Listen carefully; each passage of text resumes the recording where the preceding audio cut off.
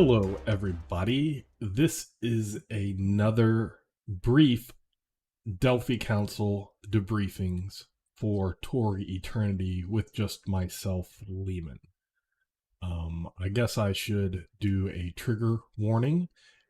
The beginning of this episode, I will be talking about real life subjects such as cancer and death. So please just, if this is something you don't want to hear about, I will put a time stamp in the description so you can move forward to that. And I will be answering one fan email. So again, this is just myself, and I will start now, I guess. Sorry, my mind is a little busy, preoccupied. So to begin with, like last episode, this is just me. Mars, my cat, will be jumping up in my lap and making little appearances now and then because I'm not going to put him in the other room for a couple of minutes. So, I, as I said last time, my father's health was very bad, and on October 29th, he passed away. And while we knew this was coming soon because of his cancer and the decision for him not to continue chemo, we thought he might have a little more time, but we were incorrect in that hope.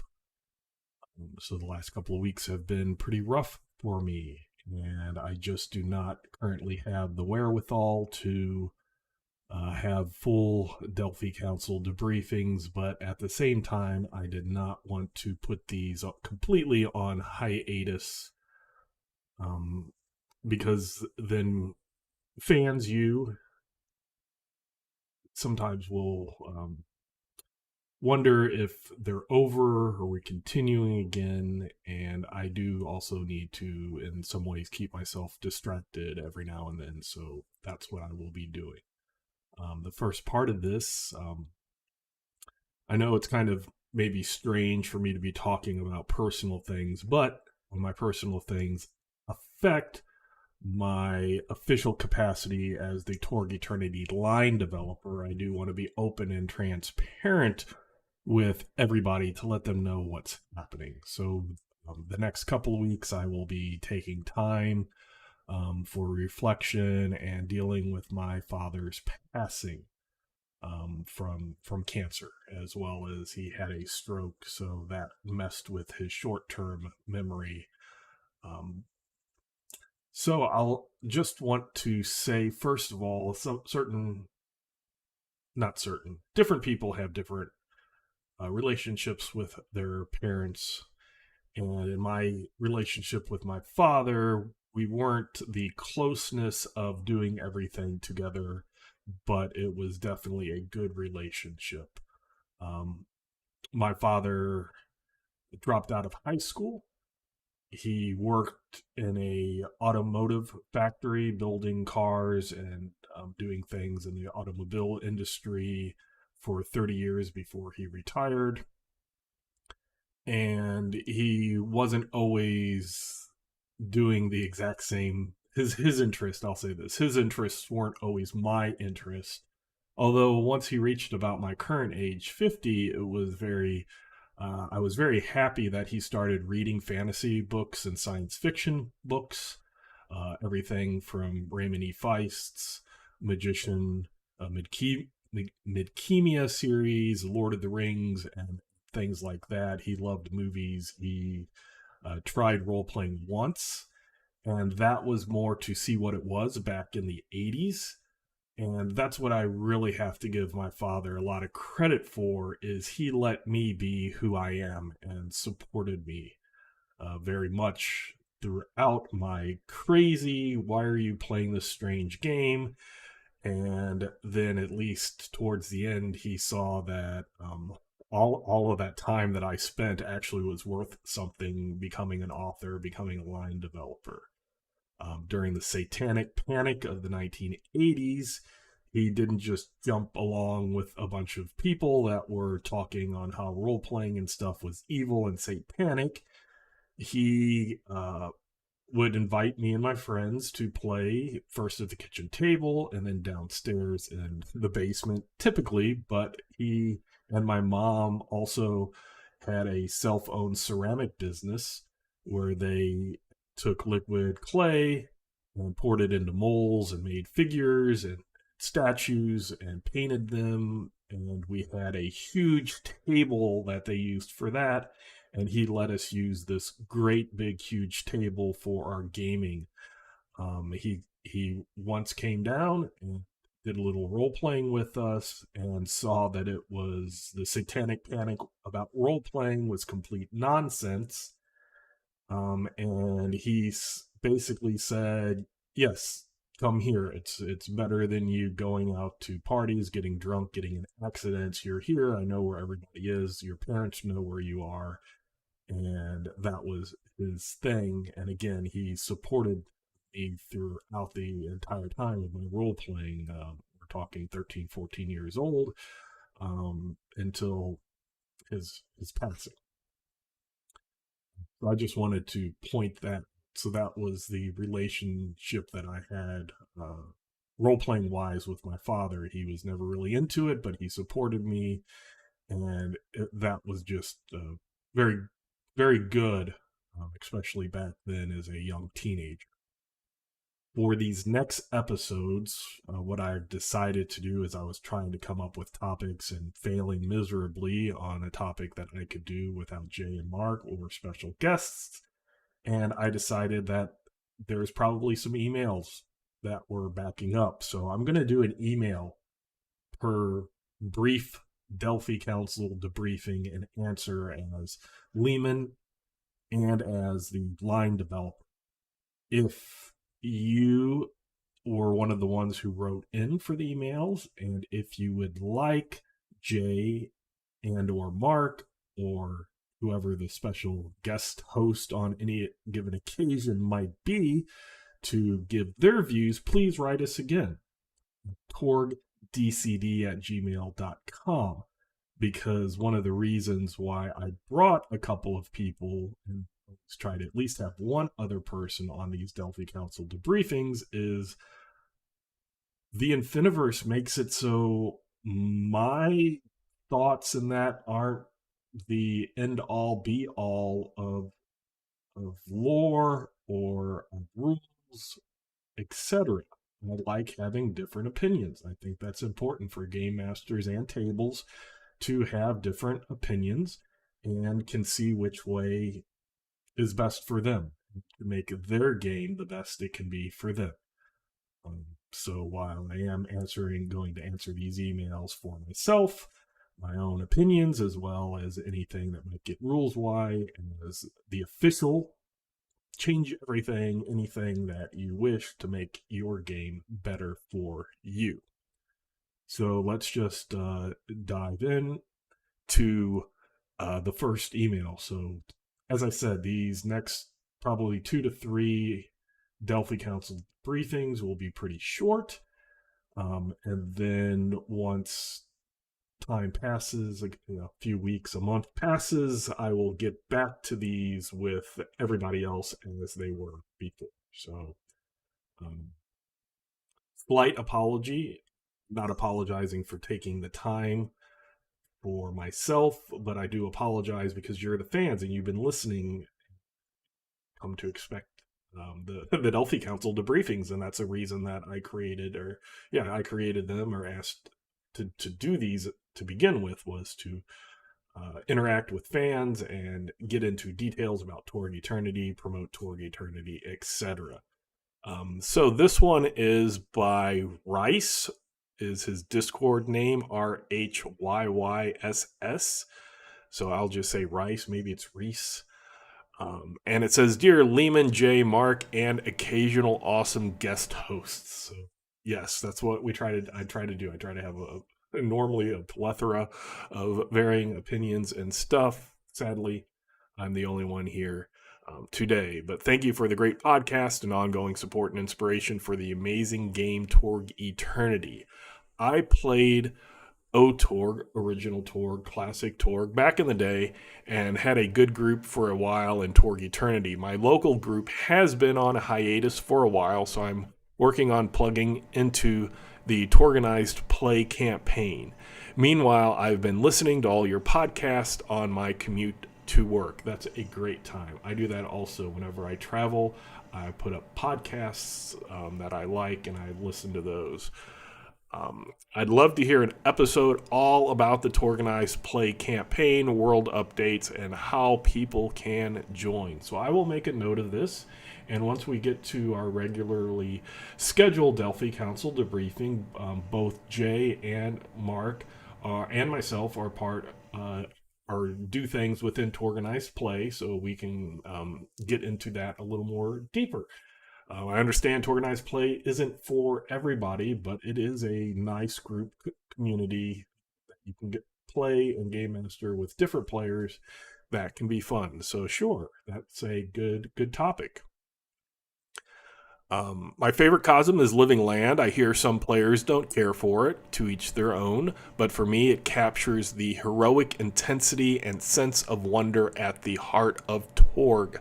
This is the Cosm that hooked me on classic Torg, even more than the Nile Empire, and is still my favorite in Torg Eternity. Yes, the Living Land is really cool. I liked the Land Below. That was kind of my more favorite in classic Torg, but in Torg Eternity, the Living Land is an awesome Cosm.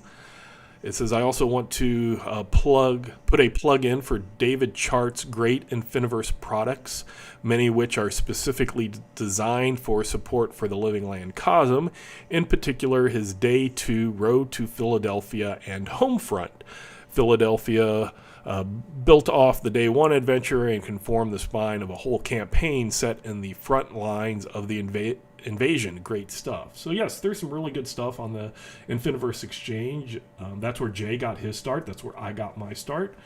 And how I ended up where I was is I put some stuff on the Infiniverse Exchange, caught the attention of line developers and authors, official authors, and then I got in and weaseled my way to become the line developer.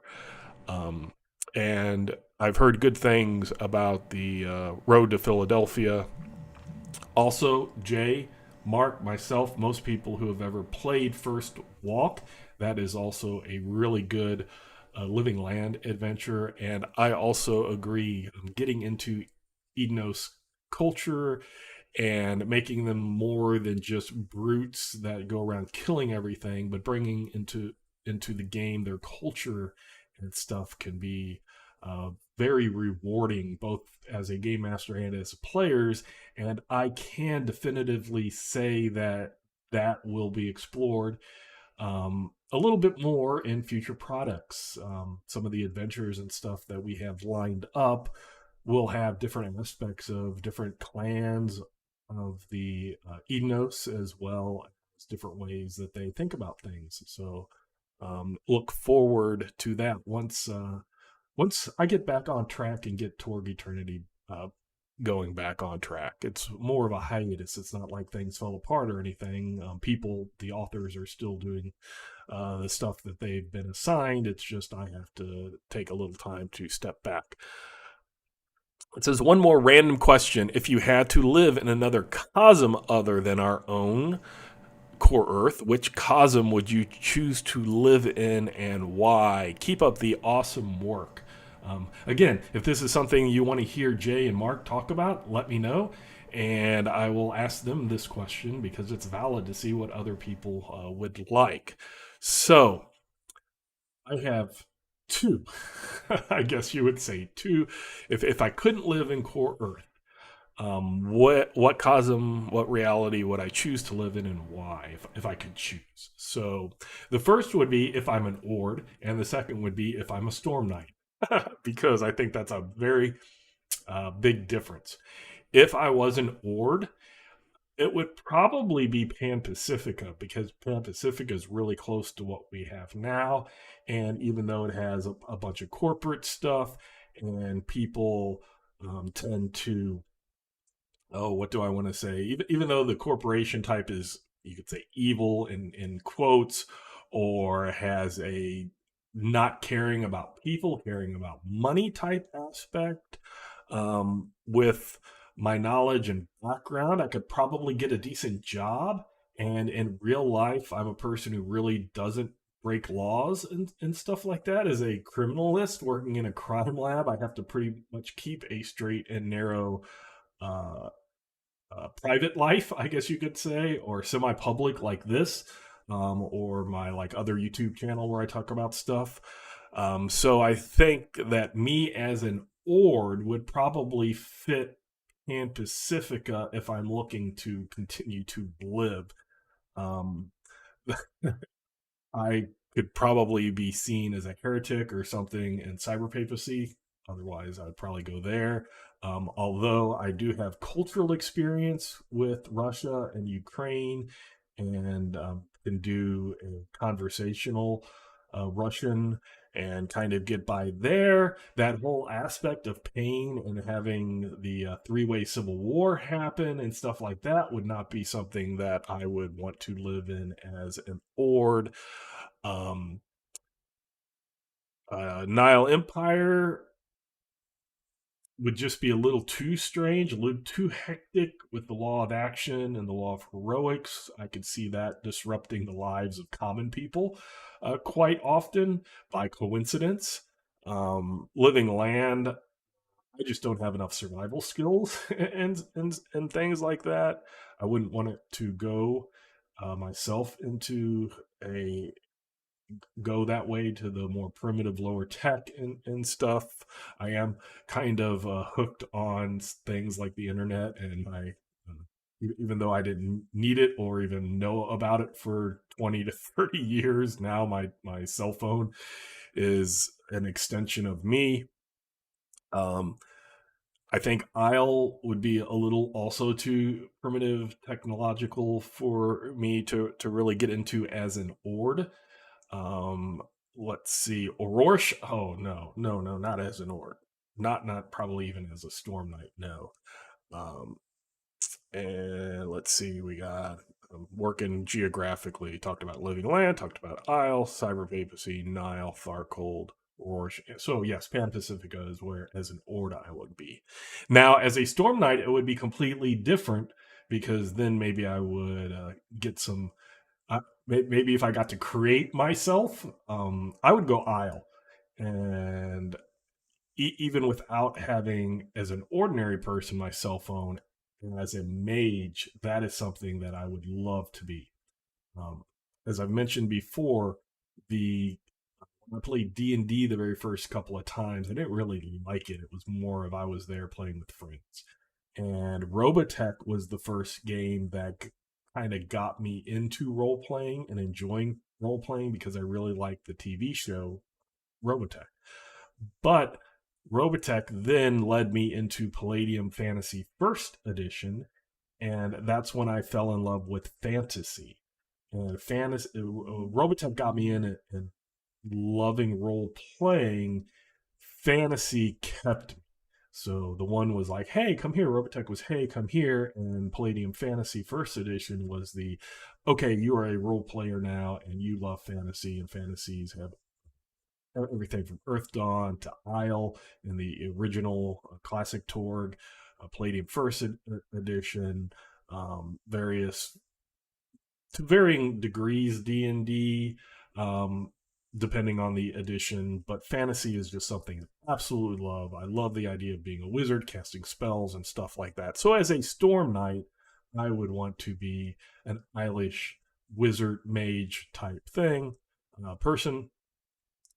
But again, as an Ord and Pacifica, close to core Earth, and the new technology, I could play with VR stuff. I have my own VR set through my PC and have Steam games and stuff. So that I'm assuming in Pan Pacifico would be something that would be even more realistic, not quite the GodNet type thing, but again, really be considered a heretic or something, and that wouldn't be good for the cyber papacy. So hopefully that answered your question, Rice. And if you wish to hear Jay's and Mark's, or if when we would answer this question for others, if there might happen to be a guest host, let me know. And yes, the Torganized Play campaign, talking about that sounds like it would be a good episode or part of an episode as well. So having said that, this is a brief Torg Eternity Delphi Council debriefing. Please continue to send your emails to us at torgdcd@gmail.com. And until next time, I hope you all have fun in your own cosmos.